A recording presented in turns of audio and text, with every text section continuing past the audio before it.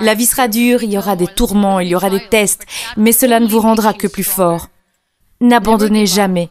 Dans cette vidéo, Muniba Mazari va partager avec vous son histoire plus que touchante qui, j'espère, vous donnera les perspectives nécessaires pour affronter tous vos problèmes. Et restez avec nous jusqu'à la fin de la vidéo si vous voulez participer à un super concours pour gagner un super prix. C'est l'histoire d'une femme à qui la vie parfaitement imparfaite l'a transformée en ce qu'elle est aujourd'hui. C'est l'histoire d'une femme qui, en poursuivant ses rêves et ses aspirations, a aidé d'autres gens à réaliser que si vous pensez que votre vie est dure et que vous abandonnez à cause de ça parce que vous pensez que votre vie est injuste, pense à nouveau pas parce que lorsque vous pensez de cette façon, vous êtes injuste envers vous-même.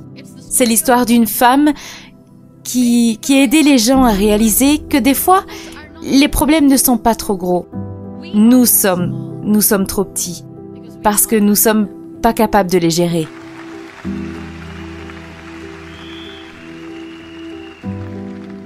Comment être plus gros que ses problèmes? Déjà, il faut savoir que la plupart des gens fuient leurs problèmes autant physiquement que mentalement. Du coup, forcément, on va vouloir faire l'exact opposé, c'est-à-dire attaquer nos problèmes mentalement. Plus précisément en se visualisant, affronter ses problèmes avec succès. L'idée, ça va être de le faire autant de fois que possible. Le secret derrière la visualisation, c'est la répétition. Donc, l'idée, ça va être de vous visualiser en train d'affronter ces problèmes avec succès tous les jours. Pendant 5 minutes, vous vous asseyez, vous fermez les yeux et vous vous visualisez en train d'affronter vos problèmes avec succès. Jusqu'à ce que vous ayez réellement l'impression d'être plus gros que vos problèmes. À ce moment-là, vous serez plus gros que vos problèmes.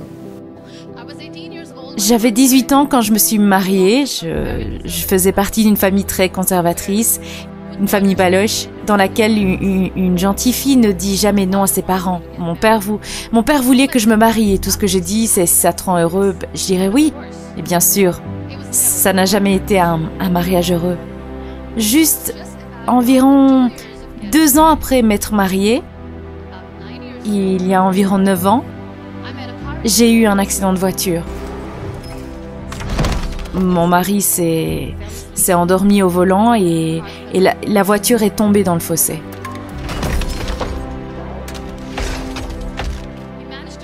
Il a réussi à sortir et se sauver. Je suis heureuse pour lui, mais je suis restée dans la voiture.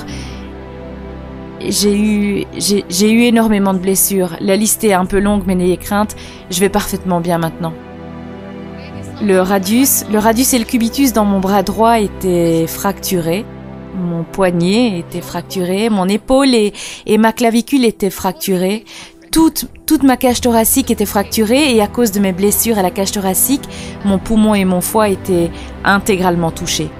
Je pouvais pas respirer, j'ai perdu le contrôle sur ma continence urinaire. C'est pour ça que je dois porter un sac partout où je vais. Mais ces blessures m'ont complètement changé, moi et ma vie. 3 de mes vertèbres étaient totalement détruites et j'étais paralysée pour le restant de mes jours. Beaucoup de gens sont venus me secourir, ils m'ont donné les premiers secours, ils m'ont tiré en dehors de la voiture et lorsqu'ils m'ont retiré de la voiture, j'ai eu une section complète de ma moelle épinière.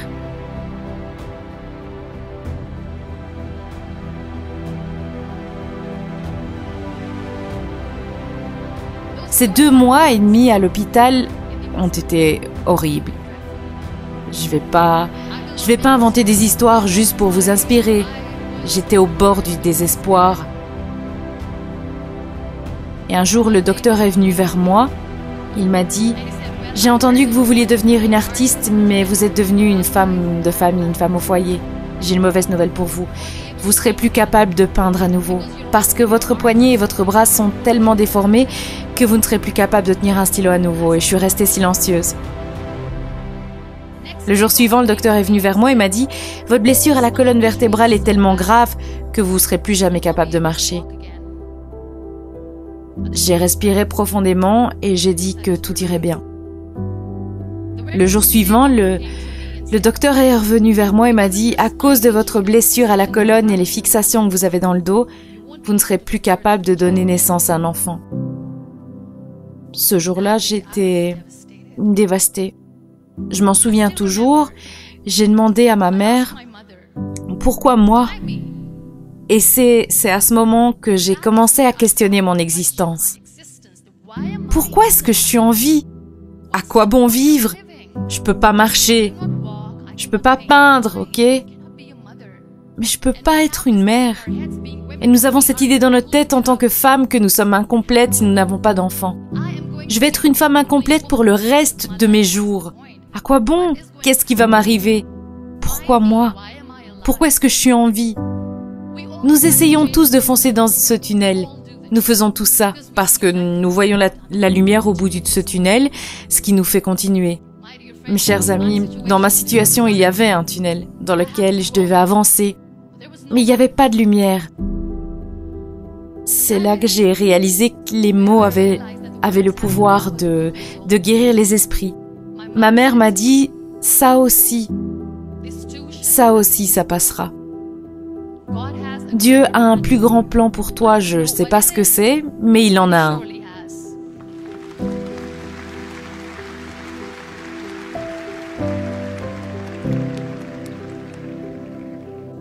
Un jour, j'ai demandé à mes frères, je sais que j'ai une main déformée, mais j'en ai marre de regarder ces murs blancs dans ces hôpitaux et de porter ces robes blanches. J'en ai marre de ça. J'ai envie d'ajouter plus de couleurs à ma vie. J'aimerais faire quelque chose. Apporte-moi des couleurs, apportez-moi des petites toiles, j'aimerais peindre. Donc le premier tableau que j'ai fait, c'était sur mon lit de mort, où j'ai peint pour la première fois.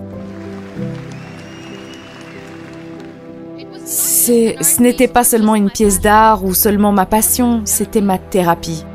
Quelle magnifique thérapie c'était. Sans le moindre mot, je pouvais peindre ce que j'avais sur le cœur, je pouvais peindre mon histoire. Les gens avaient l'habitude de venir et de dire « Quel joli tableau !» Tellement de couleurs. Personne ne pouvait y voir le chagrin. J'étais la seule à le voir. Et ensuite, j'ai été libérée. Je suis rentrée à la maison. Il y avait beaucoup d'infections dans mon corps, beaucoup d'allergies, donc le docteur voulait que je sois couchée droite sur un lit. Pas pendant 6 mois, non. Pas 1 an, mais pendant 2 ans. J'étais clouée au lit, enfermée dans cette pièce, regardant par la fenêtre, écoutant les oiseaux chanter. Et pensant que peut-être un jour on ira dehors avec la famille pour apprécier la nature. Et c'était à ce moment que j'ai réalisé à quel point les gens sont chanceux. Mais ils ne le réalisent pas. Après 2 ans et 2 mois et demi, quand j'étais capable d'être complètement assise sur une chaise roulante, ça a été le jour de ma renaissance. J'étais une personne complètement différente, je m'en rappelle encore. Le jour où je me suis assise dans la chaise roulante pour la première fois, sachant que je ne pourrais jamais la quitter, sachant que je ne serais pas capable de marcher pour le reste de mes jours, je me suis regardée dans le miroir et je me suis parlé. Je me rappellerai toujours de ce que j'ai dit. Je ne peux pas attendre qu'un miracle arrive et me fasse marcher. Je ne peux pas aller m'asseoir dans le coin de la pièce pour pleurer sur mon sort et mendier de la pitié. Parce que personne n'a le temps, donc je dois m'accepter comme je suis et le plus tôt sera le mieux. Donc je me suis mis du rouge à lèvres pour la première fois.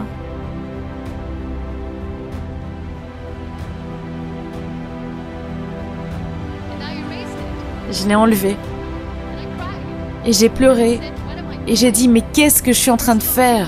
Une personne sur une chaise roulante ne devrait pas faire ça. Qu'est-ce que les gens diront? Nettoie ça. J'en ai remis. Mais cette fois, je l'ai mis pour moi. Parce que je voulais me sentir parfaite depuis l'intérieur.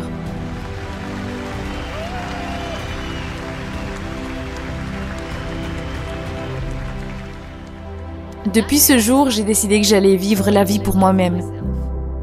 Je n'allais pas être cette personne parfaite pour quelqu'un. J'allais juste prendre ce moment et le rendre parfait pour moi.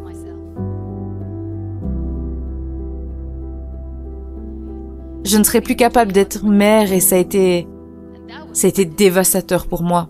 Mais ensuite, j'ai réalisé, il y a tellement d'enfants dans le monde, tout ce qu'ils veulent, c'est d'être acceptés, donc il n'y a pas de sens à pleurer. Vas-y, adopte-en un. C'est ce que j'ai fait.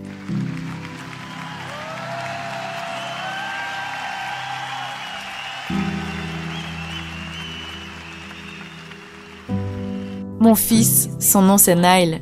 J'apprends tellement de cet enfant. La première chose, c'est la patience. Comment être patient? Quand tu sais que ta mère ne peut pas marcher. Quand tu sais que ta maman est différente des autres femmes.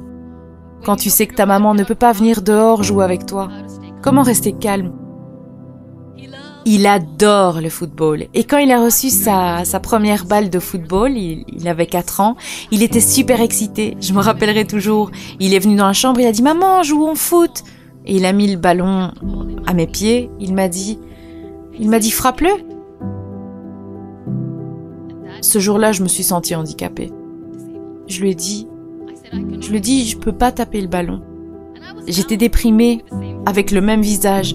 Il m'a regardé, il a dit « Bah c'est pas grave, tes jambes ne fonctionnent pas mais tes mains fonctionnent. Jouons à rattraper le ballon. »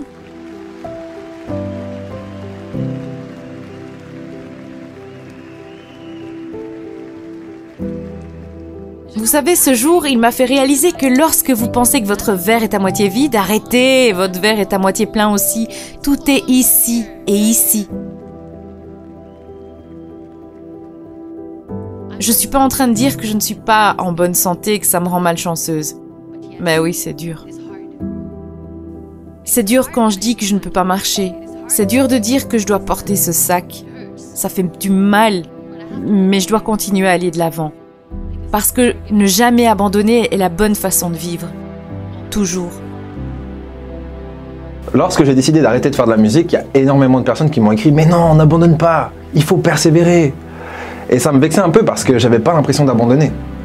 Dans le sens où j'allais devoir me lever tous les matins et j'allais toujours me lever avec l'idée de devenir une meilleure version de moi-même et de faire le mieux possible pour avancer dans la vie.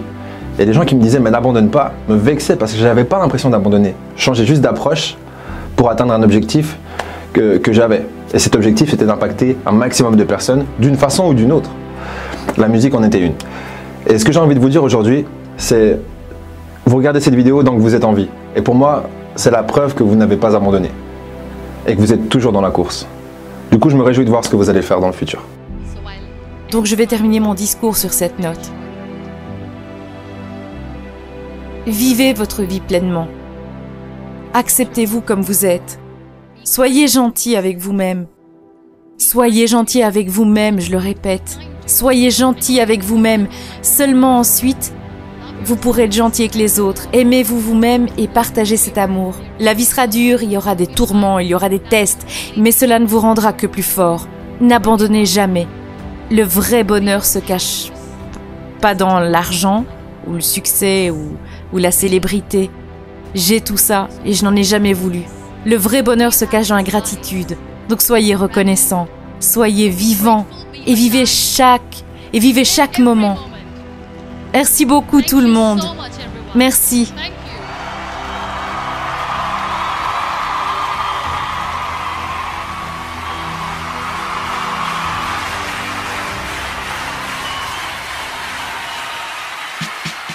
On vient de dépasser les 200 000 abonnés. Merci 1000 fois, ça n'aurait pas été possible sans vous.